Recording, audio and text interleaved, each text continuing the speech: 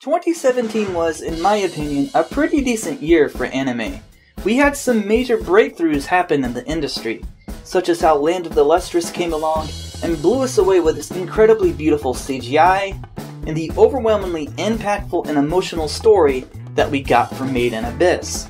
These are just two of the examples. And this season, we also have some pretty interesting shows to choose from. Or should I say, amusing shows. So in case you haven't started your winter lineup yet, here are 6 shows that I'm currently into from this season that I believe will keep you entertained in one way or another. Having problems getting it up at night?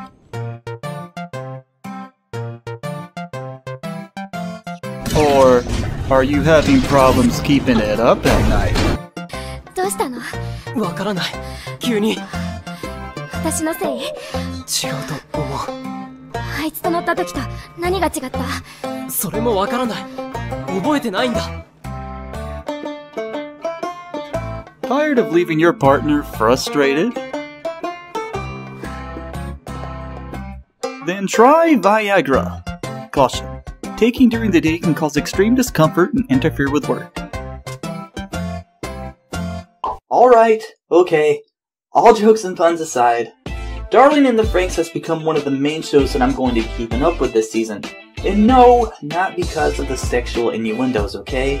But because of the 2 studios that collaborated to put it together. I mean, we're talking about A1 Pictures and Trigger here, 2 superior studios who have made major impacts in the industry with their works.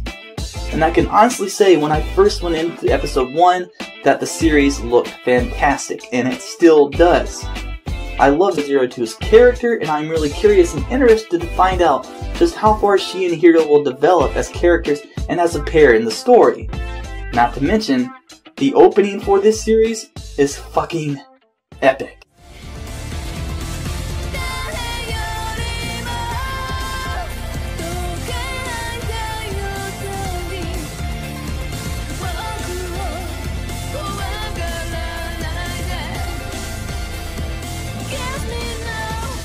Now, Kokoku, or by its translated title Moment by Moment, is a series that I found myself being sucked into this season, dealing with a rather small family that discovers they have a very unique ability to stop time, and how they go about dealing with a certain organization that is trying to take this ability from them. The series has a Steins Gate vibe that really plays out well, and so far it has proven to be nothing but amazing. So I am really looking forward to seeing just where this story leads in the end. Oh, and I can't go on from this one without even mentioning the incredible OP done by Miyavi and Kenken. Seriously, it is out of this world insane.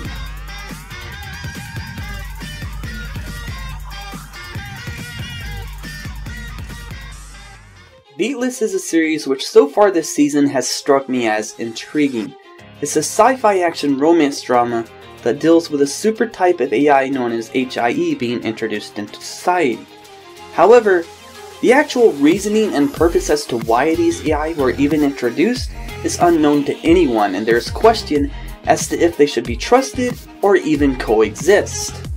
So far, the story of Beatless has proven to be rather interesting for me, and I really love the direction that is headed in with our 2 main characters, Arato and Narcia. So I'm going to be sticking around to the end of this one so I can do a full review on it later.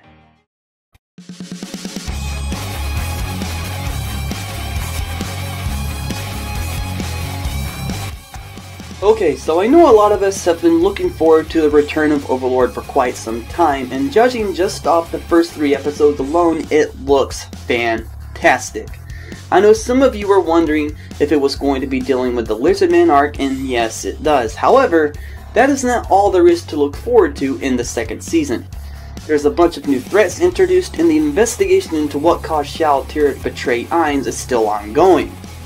However, I'm finding myself more of a fan of the ending theme this time than I am the OP. Don't get me wrong, the OP is fantastic.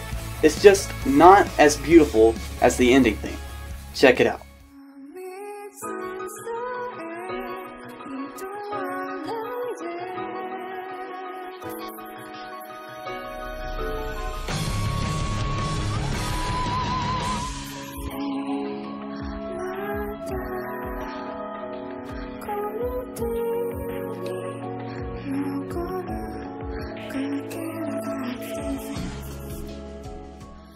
every couple of seasons or so comes a series that we can sit down and relax to while enjoying some lighthearted comedy and feels. Last season, that show was Girls Last Tour. However, this season, I'm going to say that it has to be Yuru Camp. At first, when I started this series, I wasn't particularly looking for or expecting anything, but so far I am really enjoying it. There's something about this outdoorsy girls' tale with its fantastic music and beautiful scenes that almost makes you want to venture out yourself. And speaking of girls' tales and feels, if you haven't picked up A Place Farther Than the Universe yet, you absolutely need to do so. This is a series for anyone who has ever dreamed of accomplishing a goal that others would deem as ridiculous or impossible to reach. The feels in this show are abundant, and the visuals and cinematography are absolutely incredible. And I am confident in saying that this show is an excellent contender for Best of Season.